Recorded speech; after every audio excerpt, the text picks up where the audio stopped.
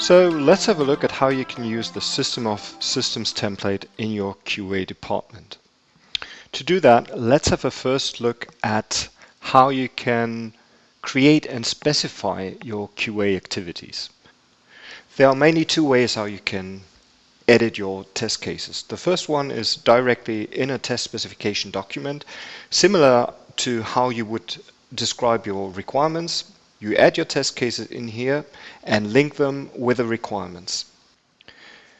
The other option is that you create and link your test cases directly to the planned work items like user stories or defects. So you will end up with two types of test cases. The first one are those test cases which are inside the documents, and they typically describe the product as such in total. And then you have the other test cases which are linked to plannable work items, and that typically describes all the tests that you need to perform to test what was recently implemented. And both is same important. So in agile testing, you would focus more on the test cases which link to the user stories. In the final release test, you also would like to take those test cases from the specification, representing the regression or the complete test suite that you want to perform at the end of the release. Right, so let's briefly browse our test cases. We click on System Test Cases to get an overview of both the agile test cases linked to our user stories and the test cases which are inside a document. We are ready to create our first test plan. In Polarion, the plans and the execution is managed by the test run.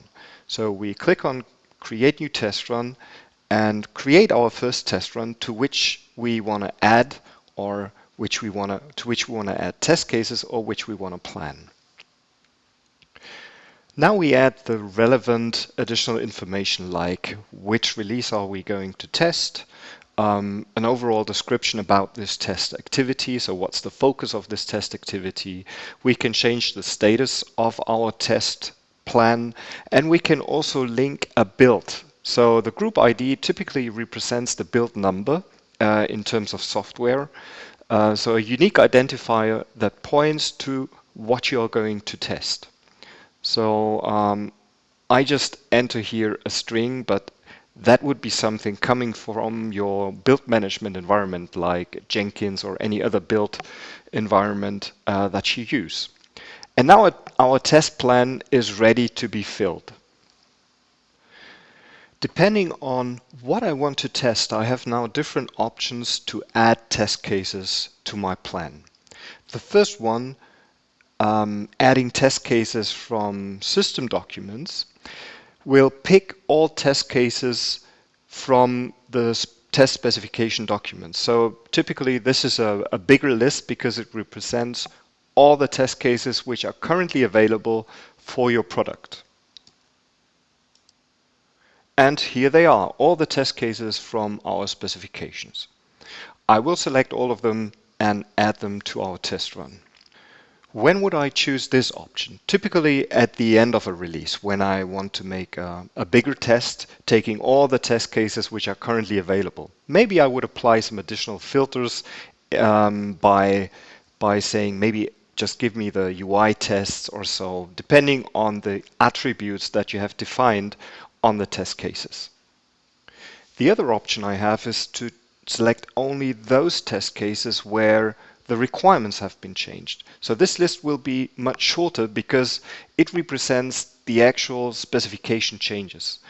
That's the minimum of test cases you should execute because they represent the changed requirements which should work now in the new product. What else? The next option, select from planned work items, focuses on agile testing. So it will check which work items are currently in the plan and will find all the test cases which are linked to these work items. And then you can select which of them you want to add to your plan. Now, the last option is the one you would like to choose when you want to test immediately. So basically, it means give me everything from the plan which is ready to be tested. and it will present you the test cases to all the defects, change requests, user stories, which are done. And then you can add them to the plan and execute them. Wonderful. We are good to go. So we have added our test cases and we can start the execution. That's the standard way how Polarion allows you to execute test cases. So we walk down the tests and step by step we check if it's successful or not. I will speed that up a bit. And here we are with the final execution results. We have executed 6 test cases. 2 are still waiting, but we will stop for now. And let's go back to our system. And here we can see all the test runs which are currently available. So let's open the one we were just working on and finalize it. I will change the status to passed and save it again. And so let's assume this is our final test run. Let's assume, even if it was just 6 we've executed, let's assume that's the one which actually proves that our release is good and all the tests have been successful. Now, this is where the release work item comes in. The release work item now has a link to the build, and here I can pick all the test runs which prove that this release was tested successfully. This is kind of the final approval document of the QA department saying, hey, we have executed these test runs according to our test plan and we are good. The release is fine and we can publish it.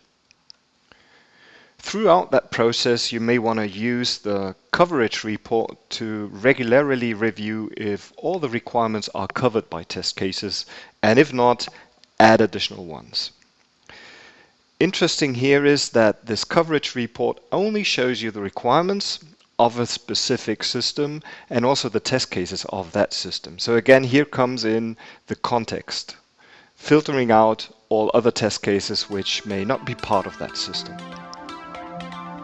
And that's all for now.